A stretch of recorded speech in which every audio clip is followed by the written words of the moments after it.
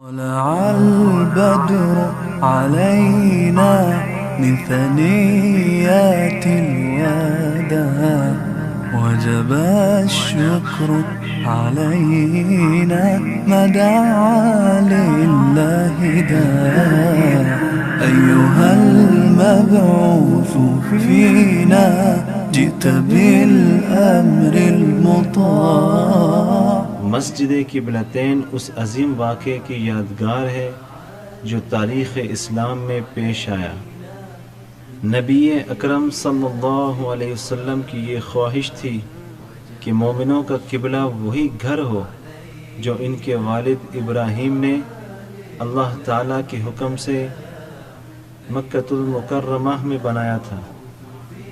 اللہ رب العزت نے اپنے حبیب معلم انسانیت صلی اللہ علیہ وسلم کی خواہش کو پورا کر دکھایا. تقریباً نماز کی فرضیت کو 3.5 سال گزر چکے تھے. جو مہاجرین و مومنین اللہ رب العزت کی رضا و خوشنودی کے لیے اپنا گھر بار چھوڑ کر سختیوں اور مشکلات کو برداشت کر رہے تھے، وہ بھی اس خانہ خدا کے عاشق تھے جو ان کے شہر مکہ المکرمہ میں موجود تھا. مدینہ کے یہودی مسلمانوں کو یہ کہہ کر اپنی من گھڑت تاویلات میں گمراہ کرنے کی کوشش کر رہے تھے کہ بیت المقدس تو ان کا قبلہ ہے.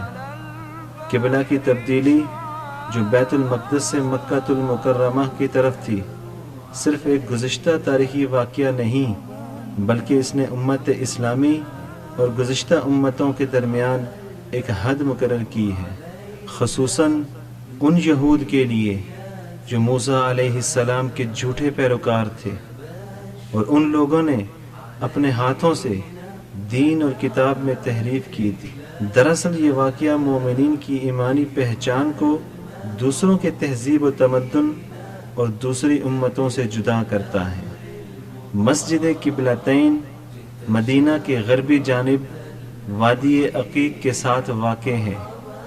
نبی اکرم صلی اللہ علیہ وسلم اور آپ کے صحابہ نے اس مسجد میں ایک نماز 2 قبلہ کی طرف منہ کر کے ادا کی تھی، اس لیے یہ مسجد قبلتین کے نام سے مشہور ہوئی. پیر کے دن ماہ رجب کے نصف میں نبی اکرم صلی اللہ علیہ وسلم کی ہجرت کے 16 یا 17 مہینے کے بعد مدینہ منورہ میں جب نبی اکرم صلی اللہ علیہ وسلم ظہر کی نماز کی 2 رکعت پڑھ چکے تھے، اسی دوران جبریل امین نے آپ صلی اللہ علیہ وسلم پر تحویل قبلہ کی آیت کو وحی کے ذریعے نازل کی.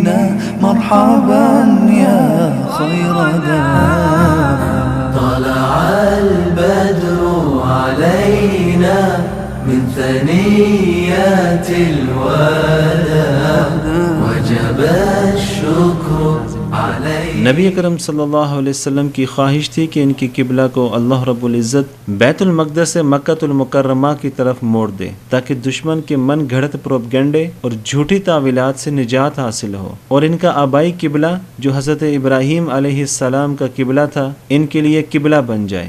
سورہ بقرہ کی آیت نمبر 144 میں اس کا ذکر ہے. قد نرى تقلب وجهك في السماء فَلَنُوَلِّيَنَّكَ قِبْلَةً تَرْضَاهَا.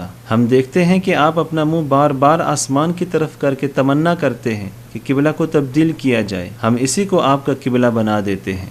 بہت سے مفسرین کی یہ رائے ہے کہ نبی اکرم صلی اللہ علیہ وسلم اسی مسجد میں جو بنی سلمہ میں ہے آپ اس میں نماز ادا کر رہے تھے.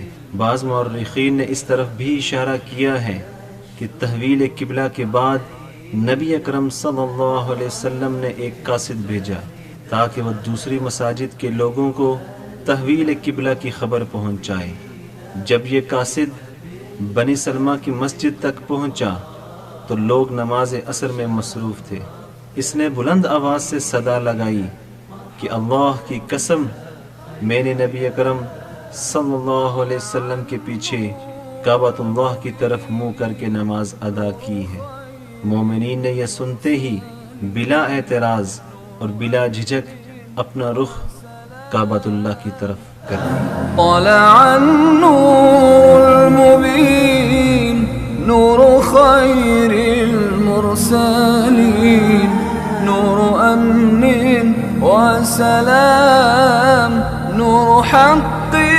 ويقين ساقه الله تعالى رحمة للعالمين. فعلى البر شعاع وعلى البحر شعاع.